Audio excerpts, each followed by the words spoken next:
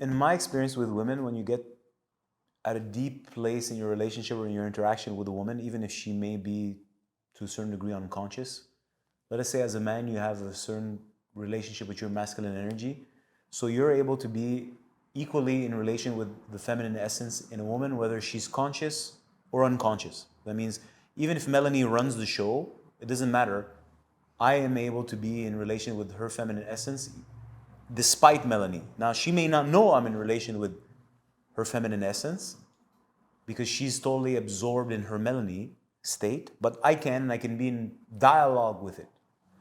And the more that relationship grows and develops, and hopefully goes towards more consciousness on behalf of the girl, the more that sexual essence of hers reveals itself, well, I don't want to say it reveals itself to me because it sounds presumptuous. It reveals itself to itself, but I'm there listening, so we can say it's revealing itself to me. But I don't feel it would be fair to say it's revealing itself to me because that's not how it works. It's revealing itself. The flower is not revealing it to the watcher. It's revealing itself to itself, and then there's the conditions. So that's how I don't want to take something that doesn't belong to me.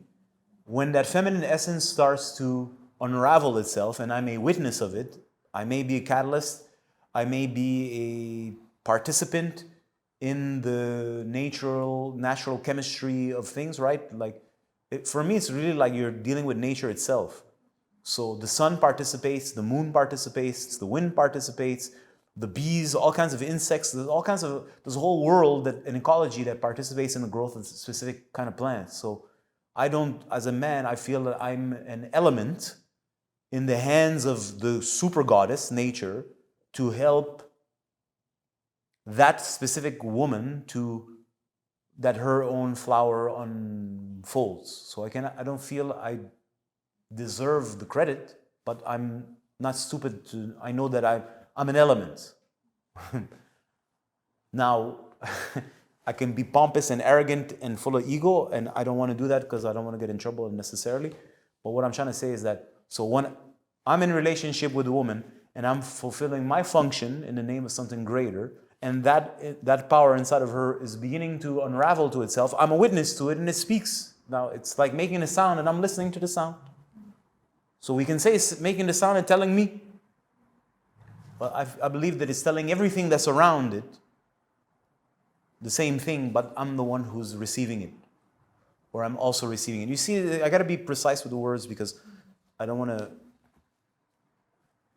offend powers that, I don't want to fuck with powers. Anyways, the point is, it then, in its expression of itself, it would just be easier if I said it's telling me. So I will say it like this from now on. It's telling me what it is, what it wants, what it does, what it's capable of doing, what it aspires to. It doesn't aspire a million things. It aspires to only one thing, which is to unravel itself to what it is.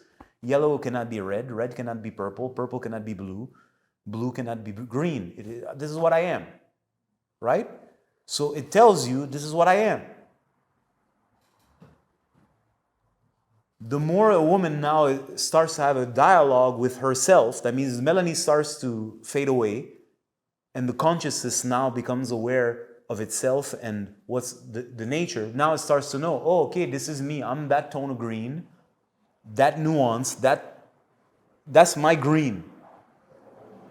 And I need the appropriate activator for that green. So it becomes very sharp and precise what I'm looking for.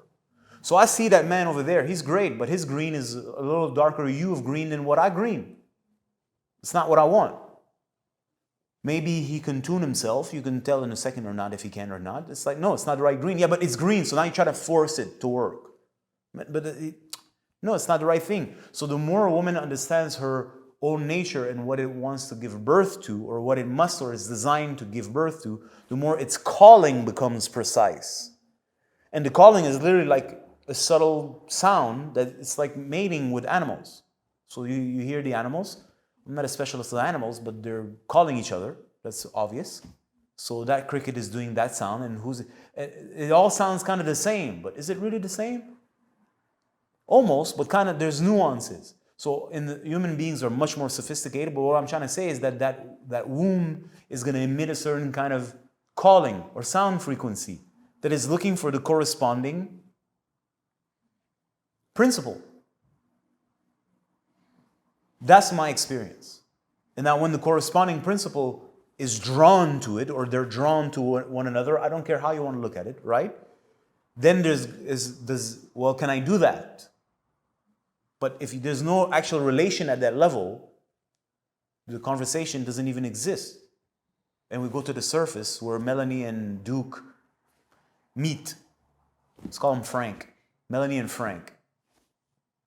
I like that. Fuck Duke. I apologize. Melanie and Frank, they're meeting at that level. But at a certain level, Frankie Duke, the Dutch Duke, Frank, and Melanie are essentially doing the same thing even at the surface. They're trying to get a sense of if they're interested in growing in power in society. It's like, well, can you like provide for me and give me the space I need so that I can become whatever the glorious person that I am, right? So these principles are always in effect, except one is in La La Land and the other one is at the organic level. And what I'm trying to tell you is that, well, the ideal would be like, yes, the organicness has to open because that's where the true power is, but then it needs to be in alignment with the personas. They have to match, otherwise it doesn't work, right? So anyways, blah, blah, blah, all this to say, when that womb feminine power opens, it emits a certain kind of sound frequency and calls in a specific kind of mate. And as a man, well, let's say I meet a beautiful woman. I meet women all the time, right? So I'm like, no, no. It's not for me. I say it literally like this. It's not for me. It's not that she's not beautiful. It's not that I couldn't go tamper with it and I can do whatever the fuck I want. I'm like, no, it's not for me. Whatever it's calling is not what I do. I don't operate at that level. In order for me to go there, I would have to make myself smaller. This is not a disrespect to that feminine principle. It's just to say, well, it's not compatible. I have to make myself smaller, and I could, because when you're big, you can make yourself small, but then I would disturb her because eventually it's incompatible. It's like too much voltage for an industry that doesn't have the capacity. Even if I refurbish it and expand it, it's like it doesn't have the capacity. Now, why it doesn't have the capacity? That's another conversation that brings us to deep understanding of the mechanics of creation and how the body is constructed and karma and whatnot. I won't get into that. The point is, as a man now, that I know myself, I'm like, no, that's not for me. I literally say that. Well, she's beautiful. So I can have a conversation with her. And so, yeah, I can be kind and I can still provide a form of elemental to her if it's required, but I'm not looking to fill that void because it's not my job. I can tell. I'm like, that's not my job. Now, if I was a player and when I was younger, I'm like, I'm just going to put myself anywhere and everywhere so I can prove to myself that I'm the man. And that got me into a lot of trouble because it's not your place to be there, and then it's too much intensity for that woman who goes cuckoo. Or anyways. The point is, so that we can wrap this up, as a man, you can come in relationship with that sound that comes from the womb, that have a specific calling, and you can see, well, is this for me or is that for my buddy? That's for my buddy. Yo, bro, go see this girl. Why? What do you mean why? Just go see, you'll understand. And then there's some kind of like click.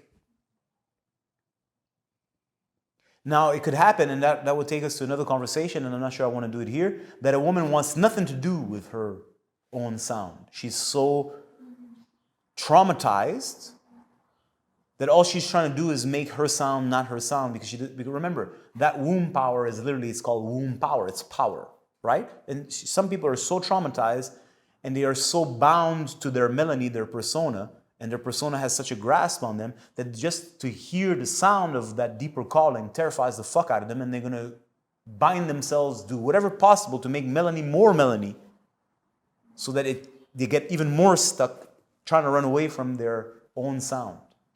Anyways, that's a whole other track of conversation. Anyways, thank you.